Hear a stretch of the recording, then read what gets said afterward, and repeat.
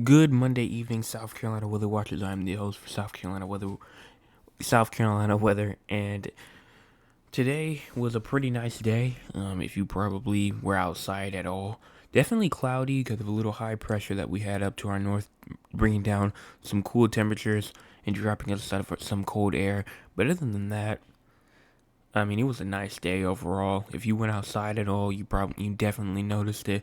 And tomorrow, mainly for the Midlands and the Low Country, kind of the same thing. If you're inside the Upstate, I think you do have a chance for rain tomorrow, especially this upper region right here. Questionable throughout this region right here, definitely questionable. But as of right now, it's looking to be like some rain possible for tomorrow. But looking at the radar right now, obviously no precipitation is falling right now inside of South Carolina. So tonight would be a great night. Maybe go out, get yourself get yourself a nice seat. I don't know if anybody does that to where they go outside and just have a seat outside while it's nighttime. But if you do that, well, I guess now's your opportunity to do that. I guess. For star watching, I don't know too much about that yet. We'll look at the cloud cover and see what that shows. Looking at the entire United States for the warnings, watches, advisories. We have blizzard warnings going all the way. And let me go ahead and switch this over to the MRMS. Going all the way, you can see, you can obviously see we have blizzard warnings, winter storm warnings, winter weather advisories up here for the all the way up into like Kansas, all the way up to Canada, but they don't really do winter weather warnings up there in Canada because they're kind of used to it already.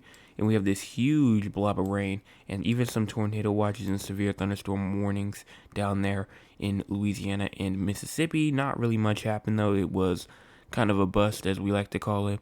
A bust pretty much means to where like if it was expected that we were supposed to get a couple of tornadoes and we get like one tornado and like I don't know, not a whole lot in general, or maybe even no tornadoes like we had today. I think we had like 5 severe thunderstorm warnings, and that was around it. So, yeah, that was considered a bust, and nothing really happened. But huge blob of rain, snow going all the way up into Canada, isolated and scattered rain and snow showers for the west, and nice weather on the east from that high pressure, bringing cold temperatures to most of the east coast, or cooler than average temperatures. If we're going ahead and turn off the warnings and weather advisories and all that kind of stuff as well, you can see a better look of it. Here's what it looks like. And if you need if you need to have a better look to see what it looks like, there you go. Going ahead and look at our cloud cover now. Cloud cover right now is looking to be pretty decent. We do have some low clouds just west of Columbia, maybe even some more higher clouds up throughout just west of Myrtle Beach, north of Florence. But overall, some spots can definitely get clear, but definitely a pretty cloudy night as we get into our late hours, late night hours, early morning hours. Definitely some cloud cover can still be present. I think that it might be like yesterday, not yesterday, today, where clouds may try to start off strong in the morning, but when it gets to the afternoon, it might try to kind of taper off a little bit. But because just looking at the forecast for some places, because I don't, as you know, I don't just go off of this. I also look at forecasts for different regions of South Carolina, seeing what do I see, and it's pretty much showing just mostly cloudy skies for most of us. Here is our current temperature ranges. Our current temperature tracker: 53 in Greenville, 55 in Newburgh, 55 in Columbia, 57 in Charleston, 57 in Myrtle Beach, 55 in Florence and Sumter, 61 in Augusta, 52 in Rock Hill. If you need to see any more of those smaller towns, you can see them right there. Minimum temperatures: 46 in Columbia, 43 in Sumter, 41 in Florence, 47 in Myrtle Beach, 56 in Charleston, 57 in Savannah, 51 inside of Augusta, 48 up there in Anderson, 46 for Greenville. And for our max wind gusts for the next 24 hours, those wind gusts could get to around 15 to 20 miles an hour throughout most of the state of South Carolina. so just a tiny bit of a breeze.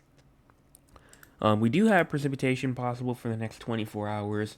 Not really too much for the Midlands and the Low Country and PD regions of South Carolina, but definitely for the Upstate.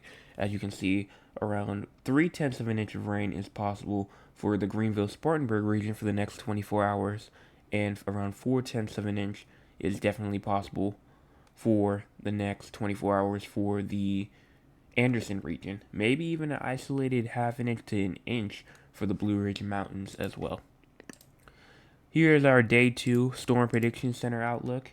We do have a TSTM for general thunderstorms for most of South Carolina. This includes like Columbia, Rock Hill, Greenville, Spartanburg, Augusta, Allendale, places like that is inside of the inside of the general risk of thunderstorms for tomorrow. And mainly this goes into tomorrow, like early Wednesday morning, and this goes from Wednesday into early Thursday morning. This is pretty much most of South Carolina. Again, for Day 3, includes pretty much everyone except for the Greenville-Spartanburg region and the Blue Ridge Mountains and the very western Upstate. So, thunderstorms could be possible, obviously, tomorrow and Thursday. Here's our excessive rainfall outlook. As you can see, starting off with tomorrow, we do have a marginal risk of excessive rainfall for mainly Greenville, Spartanburg, places like Anderson, as well as the Blue Ridge Mountains, obviously, is all possible for some excessive rainfall. If we go to Day 3, we also do have a marginal risk of excessive rainfall for mainly most of South Carolina, Charleston, Mount Pleasant, North Charleston, Columbia, Augusta, Myrtle Beach, places like that. And if we go to Day 4, we have another marginal risk of excessive rainfall. This is for Thursday. Remember, Day 2 is tomorrow, Tuesday. Day 3 is Wednesday. Day 4 is Thursday.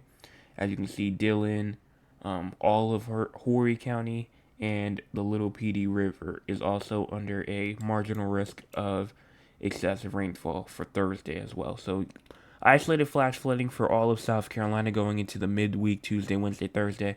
Watch out if you live near a creek or a stream, or if you live kind of in a low-lying area with, or a flood-prone area, as we like to call it. And if you're out driving as well, watch out for those flooded roadways. Let's go on ahead and talk about the radar for, or the simulated model for tomorrow. So as we obviously move in, you can obviously see that we can change to the HRRR. And here we go. So going on ahead and starting off with the 0Z. Let's turn on my pen. And once we turn on my pen, you can obviously see, here we go. And you can obviously see that huge system to our west that will obviously push eastward, start bringing those showers to the Greenville-Spartanburg region, going at around 10 a.m. And then as we push this forward some more, you can even see that more rain tries to form inside of the Upstate as well, just west of the Greenville-Spartanburg region. Even some showers may try to pop up near Augusta as well, and near Charlotte, North Carolina. And then here goes the majority of the rain. These are where these thunderstorms could pop off tomorrow, 4 p.m. You can see that just east of the Greenville-Spartanburg region, you can obviously see that those thunderstorms are trying to push eastward. Those heavy downpours are starting to push in, like McCormick, South Carolina, Newberry, Saluda, South Carolina, Gaffney, South Carolina, around 5 p.m. Y'all are going to be getting some rain. And then it finally starts to move into the low country around 7 p.m. tomorrow in portions like Dorchester County, Colleton County. And then finally, some tries to make it to the PD region around 8 p.m. tomorrow. So, the Upstate, y'all will receive y'all's first couple of raindrops by as early as tomorrow morning, 9 a.m. The Midlands, y'all will start to see y'all's rain at around 5 p.m. Maybe some isolated rain might want to fall at around 1 p.m., but 5 p.m. is a majority. The Low Country, you will start receiving your rain around 7, and then the PD region, you will start receiving your rain at 10 p.m. Now, obviously, I'm saying this in regions, so if I say the PD region, not everyone in the PD region is going to be getting rain at around 7 p.m., like I said. Around 8 p.m., around 8 p.m. Not everyone in the PD region is going to be receiving rain at 8 p.m., but some regions inside the PD region will. And also, we will update this tomorrow morning as well. So don't worry about that. But I mean, we keep on going, you can see these showers really want to be persistent, as well as the downpours. I mean, very, very, very consistent rain. May want to try going over us, but for like a while too. And then, I mean, the rain lasts for so long. It's not even, you can't even go that far out yet. So, gonna be definitely some persistent rain for sure. Watch out for that tomorrow and Wednesday as well. Let's go on ahead and talk about the GFS and talk about the future. So going on ahead and moving on to our precipitation type. You can obviously see starting off at around 5 p.m. today. This is what the radar did look like, 8 p.m. And then here we go at 11 p.m., which is around an hour from now. You can obviously see this whole region up right here. Gonna obviously push eastward. This is what's gonna bring us our rain. And then as we move this forward some more, you can see that it kind of does leave. That it does leave, I should say. And then look at all the way out to the west. You can obviously see that we do have some snow showers up there, and a whole system hitting the west coast as well, and then bringing some heavy rain, maybe even some strong winds as well to California, and then some rain coming through to Michigan, the Ohio Valley, going into the mid-Atlantic as well. And we will have a nice dry period. I mean, look at this.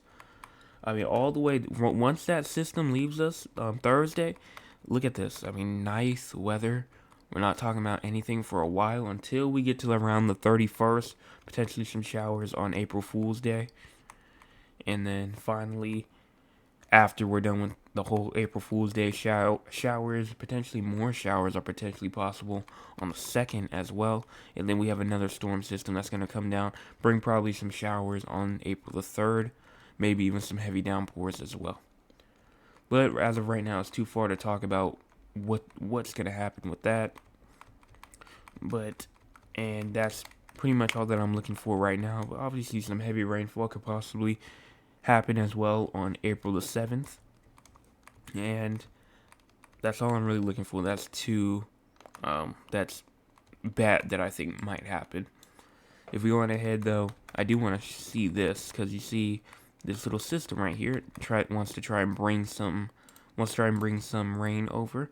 I want to check and see what's going on with those dew points.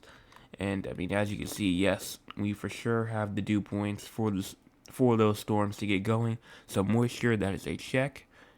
That's obviously one of the more important things for these storms to get going. Obviously, dew points, and you can see those dew points are definitely there if they are going to happen. Next up, I want to look at the Cape. Do we have Cape? Absolutely. We do in fact have Cape. And the 500 millibar winds, do we have those 500 millibar winds? We obviously do. So maybe even some severe weather with this as well. What day is this? This is on April the 3rd. I think this is. Let's see when it updates. But looks like April the 3rd, potentially some severe weather could be obviously possible. So do watch out for that on April the 3rd. And that's going to about wrap this up. Thank y'all so much for watching this forecast update. And I will be back tomorrow morning with another forecast update also. I don't know if y'all saw it or not, but for the past couple of days I've been doing radar updates as well. I've been doing radar live stream. Those live streams are silent. I'm not talking. I'm just letting the radar run. So if you see me live streaming and it's just the radar of South Carolina, there's no talking in that. So because I've already had some people already ask me, why is it silent? I'm not talking in that. That's just that's supposed to be silent. So that's that. Let's see, is there anything else? I think that's about it. Make sure that you share this video, please. I cannot stress that enough. Please share the video, as I have that inside the background. I don't know if y'all heard that or not, but please share the video. Please like, please subscribe, because we've been getting a lot of new viewers in for the past couple of days. I think I got an extra 5 subs yesterday. So that was amazing. We're already up all the way to 31. We were just at 26 yesterday, I believe. So that was definitely our biggest days was yesterday, or last night, I should say, in general. Last night going into this morning was big.